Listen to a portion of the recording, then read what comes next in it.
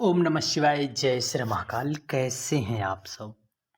इसके लिए आप सभी लोग कमेंट में जय पितृदेवाय नमः शिवाय या फिर हर हर महादेव ज़रूर लिखकर भेजें।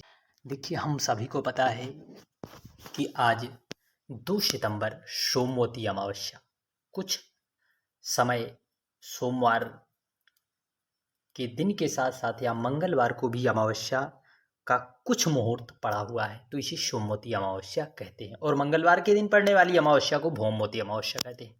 तो सोमवती अमावस्या का विशेष महापर्व का आगमन हुआ है। देखिए, सभी अमावस्या में इस अमावस्या की विशेष महत्वता होती है। सबसे बड़ी अमावस्या होती है सोमवती अमावस्या, क्योंकि सोमवती अमावस्या सोमवार के दिन पड़ती है और अमावस्या की तिथि हमारे पितरों को समर्पित है, साथ ही साथ देवादिदेव महादेव को समर्पित है। तो आज हम सभी को आज रात में एक अमावस दीप लगाना है। अमावस दीप अपने पितरों के निमित्त आप सभी को एक दीप लगाना है। आज रात 7 बजे के बाद, 7 बजे के बाद या 7:30 बजे के बाद, आपको समय का नहीं निश्चित है, परंतु आप प्रदोष काल में अवश्य आप एक दीप लगाएं। आपको यह दीप कहाँ कहाँ लगाना है, इसकी चर्चा आज हम करने वाले हैं। घी का दीपक रहेगा या फिर तेल का रहेगा या फिर तिल के तेल का रहेगा, इन सब की चर्चा आज हम करने वाले हैं। साथ ही साथ पितृदोष से मुक्ति पाने के लिए हम सभी लोग एक विशेष उपाय ज़रूर समझेंगे। यदि हमारे जीवन में कार्यों में विघ्न बाधाएं आ रही हैं, तो निश्चितता है कहीं ना कहीं पितृ हम पर रुष्ट है। यदि हम पर पितृ रुष्ट हो जाते हैं तो हमें कई तरह की परेशानियों का सामना अपने जीवन में, दैनिक जीवन में देखना पड़ता है। तो इन सभी के लिए हम सभी लोग आज पूज्य गुरुदेव की कथा में बताए गए सभी उपाय, पूज्य गुरुदेव की कथा के ही सारे उपाय हैं, तो आप उनमें से सभी उपाय जरूर करें। श्री शिवाय नमस्तुभ्यम हर हर महादेव। यदि आपके घर में परिंदा नहीं है तो कहाँ पर जल समर्पित करें? यदि परिंदा नहीं है तो किस पेड़ के नीचे दीप समर्पित करें? यदि पेड़ भी नहीं है तो कौन सा उपाय पूज्य गुरुदेव ने बताया है, उन सब की आज चर्चा करने वाले हैं। सबसे पहले आपको इस तरह से एक दीपक तैयार करना है। एक दीपक, अब कहोगे मिट्टी का तैयार करें या फिर आटे का दीपक, कौन सा दीपक तैयार करें? तो इसके लिए आप सभी लोग को बता दें कि आप मिट्टी का दीप यदि ना हो तो आप इस प्रकार से दीपक तैयार करें, परंतु उसमें गोल होना चाहिए, चौकोर ना रखें। आपको इसमें आटे का दीप बनाने और आपको एक दीप में, इस दीपक में आपको डाल देना है क्या?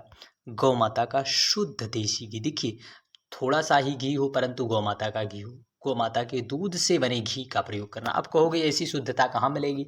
तो आपको एक ही दिन तो समर्पित करना है अपने पितरों के निमित्त, कहीं ना कहीं से आप जो है ले लें या फिर आप उसमें डालें बत्ती। कौन सी? लंबी बत्ती। लंबी बत्ती का प्रयोग करते हुए आपको थोड़े से तिल के दाने ले लेना है, क्योंकि हमारे पितरों को जो चीज़ें समर्पित की जाती हैं यदि तिल भगवान श्री हरिनारायण विष्णु और देवादिदेव महादेव को प्रिय है, तो आपको इन सब चीज़ों को लेकर दीपक को कहाँ प्रज्वलित करना है। देखिए, पहले ऑप्शन में आप आए।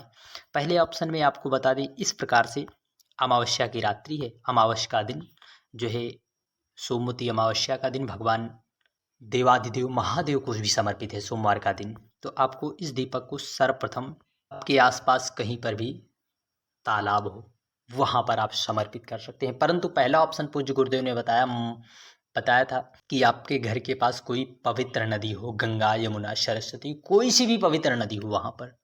अब मेरी प्रिय माताएं बहनें यह कहेंगी कि हमारे घर के आसपास कहीं पर भी जो है नदी नहीं है, तो आप नदी नहीं है तो इस प्रकार से आपके घर के आसपास तालाब हो, सरोवर हो, कोई सा भी हो, वहाँ पर अपने पितरों के निमित्त दक्षिण दिशा में मुख करते हुए आपको तिल के दाने उसमें डालकर आसन स्वरूप में कुछ जरूर ले जाएं और प्रार्थना करें कि हे पितृदेव हम पर कृपा करें, हमारा घर धन्य धान्य सुख वैभव से जो है सुख वैभव हमें प्रदान करें, हम पर कृपा करें, जो है हमारे कार्यों में जो अड़चनें आ रही हैं उसे प्रभु दूर करें। ऐसी आप कामना कर लें। जिस प्रकार से अपने पितृदेवों से प्रार्थना आप भगवान से करते हैं उसी प्रकार आपको प्रार्थना कर लेना है। परंतु बहुत सी मेरी माताएं यह कहेंगी कि हम तो शहर में रहते हैं, वहाँ पर तालाब नदी वावड़ी नहीं है, तो उसके लिए आपको जो है इस प्रकार से पीपल वृक्ष की जड़ में अवश्य समर्पित करें, क्योंकि पितृ जो है पीपल वृक्ष में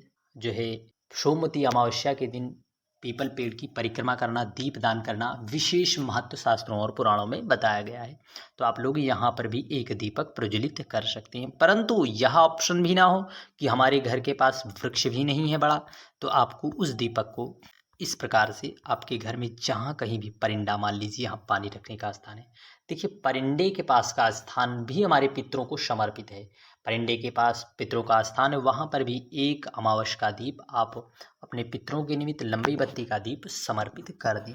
परंतु यदि आप इन ऑप्शन में आपके पास ना हो, अब कहोगे हमारे घर के पास परिंदा भी नहीं है तो कहाँ करें। देखिए परिंदा ना हो तो आपके घर में जहाँ कहीं आरओ लगा हो वहाँ पर भी आपको दीपदान कर देने से उतना ही फल, आपको पूर्ण फल की प्राप्ति होगी। अब कहोगे आपने इतना घुमा फिरा कर बता दिया। देखिए घुमा फिरा कर नहीं, जो ऑप्शन पूज्य गुरुदेव ने बताया था उन्हीं ऑप्शनों को आपको बता रहे हैं ताकि आप समझ जाएं, या नहीं कि आप, कुछ लोग जो है कमेंट भी कर देते हैं कि हमारे पास नदी तालाब नहीं, हम कहाँ दीप जलाएं। देखिए आपके पास जो ऑप्शन है इनमें से आपके पास कहीं ना मिल पाए तो आप अपने घर के पास अवश्य, परिंदे के पास, आरओ के पास, जहाँ पर भी जल रखने का स्थान है, जल तो रखते ही होंगे, वहाँ पर भी आप इस दीप को जला सकते हैं। श्री शिवाय नमस्तुभ्यम। अपने पितरों के निमित्त आप जो है पितरों के निमित्त प्रज्वलित कर दें, और हो सके तो पीपल वृक्ष की जो है परिक्रमा कर लें, या फिर इस दिन आप उसके पास जो यथाशक्ति हो, जो चीज़ें हों, अपनी क्षमता अनुसार कुछ चीज़ें अवश्य दान करें। इससे भी पितर आपके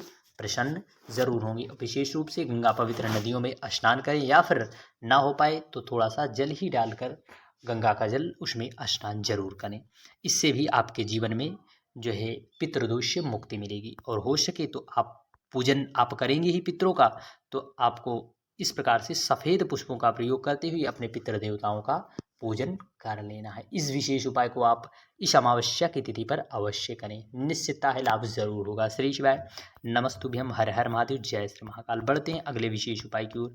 देखिए सोमवार का दिन भी है, ऐसे में आप सभी लोग जो है इस प्रकार से एक पात्र जल ले जाएं, और आपको 2 बेलपत्र ले जाना है। कितनी? 2 बेलपत्र।